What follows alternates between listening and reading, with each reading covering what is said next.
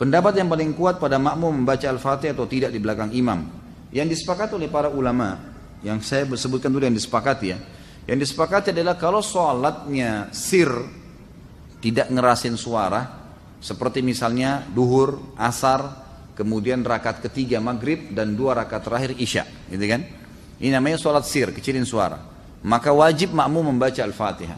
Wajib makmum membaca Al-Fatihah, gitu kan? Kecuali dalam keadaan ini khilaf ulama, bagaimana kalau dia baru membaca Ar-Rahmanir Rahim, Maliki Yaumiddin, imamnya Allahu Akbar ruku. Apa yang dia harus lakukan? Jumhur ulama mengatakan ikuti imam. Karena dia sudah berijtihad, dia sudah baca, gitu kan? Tapi tidak selesai, sama dengan orang masbuk, baru Allahu Akbar, imamnya kita baru baca 2 Al-Fatihah sudah ruku. Apa yang harus kita lakukan? Jumhur mengatakan ruku saja. Imam Syafi'i mengatakan tidak, harus dia baca. Nggak bisa. Dan dia boleh ketinggalan untuk mengejar Al-Fatihah sampai 3 gerakan. Kalau dalam madhab Syafi'iyah, gitu kan? 3 gerakan artinya ruku, sami'allahu hamidah, sampai sujud pertama. Nah itu dia boleh tetap menyelesaikan Al-Fatihahnya lalu dia mengejar imam. Karena pentingnya masalah Al-Fatihah ini.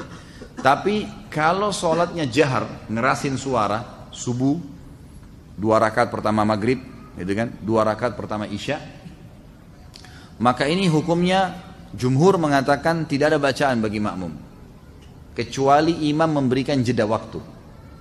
Beranjak daripada hadis yang sahih bahwasanya Nabi SAW pernah mengatakan waladdallin amin, lalu tiba-tiba sahabat di belakang berlumba-lumba baca Al-Fatihah. Jadi ada suara bergemuruh gitu, sehingga bacaan Nabi SAW, Nabi sendiri terganggu SAW, dan makmum juga tidak konsentrasi dengar bacaan ayatnya beliau. Beliau begitu salam lalu beliau mengatakan mali unazi', kenapa tadi saya diganggu dengan bacaan kalian? Kata perawi hadisnya kalau saya tidak salah Abdullah bin Umar radhiyallahu anhu berkata, mulai semenjak itu saya tidak pernah lagi membaca Al-Fatihah di belakang Nabi SAW kalau sholatnya jahar, kalau sholatnya ngerasin suara gitu. Ulama-ulama seperti Imam Syafi'i rahimahullah melihat bahwasanya orang yang membaca Al-Fatihah baik sholatnya jahar, kerasin suara atau sir, itu wajib.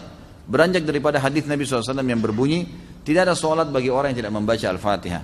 Maka beliau tidak membedakan antara sholat berjamaah atau sholat sendiri. Ya, kalau sholat sendiri mutlak harus baca ya, tidak boleh sama sekali tinggalkan Al-Fatihah. Batal sholatnya kalau tinggalkan Al-Fatihah. Kalau sholat berjamaah, sebagaimana saya sebutkan tadi, khilaf diantara ulama itu. Imam Syafi'i semuanya, mau sholatnya jahar atau sir, semuanya harus membaca Al-Fatihah. Allahu a'lam, kalau kita simpulkan, kalau saya simpulkan dari pendapat-pendapat ulama ini, saya melihat kalau seandainya imamnya membaca Al-Fatihah dengan suara keras, jelas, ya, kita dengar ya, kita dengar. Seperti sekarang ada mic. Lain kalau mati lampu gelap, tidak kedengaran suara atau kita terlalu jauh dari imam, itu lain. Walaupun sholat jahar tetap wajib baca Al-Fatihah tuh, karena kita tidak dengar. Karena memang Allah berfirman, umumnya ulama berpegang pada ayat ini, a'udzubillahi minasyaitonirrajim, fa idza quri'al qur'anu fastami'u lahu wa ansitu. Kalau Al-Qur'an dibacakan, dengarkan baik-baik dan ya telitilah, jelihlah. Berarti kasusnya adalah kalau dengar. Kalau dengar kita nggak boleh berkata yang lain, gitu kan? Nah kalau imam sholat jahar, maghrib misalnya, tapi mati lampu, kita di saf ke-5 atau ke-6, ke-7 ke belakang, nggak dengar.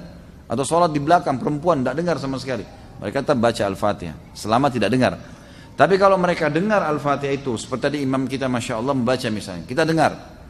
Dan pada saat mengatakan waladdallin, kemudian semua mengatakan amin. Begitu selesai amin, imamnya baca langsung surah.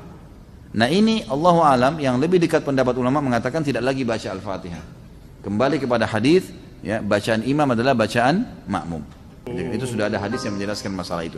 Tapi kalau imamnya jeli dan dia lebih faham masalah fikih menjadi imam, adalah setelah waladdallin amin, imamnya diam jeda 7 ayat Al-Fatihah. Maka pada saat itu makmum silakan baca, gitu kan? Dia membacanya.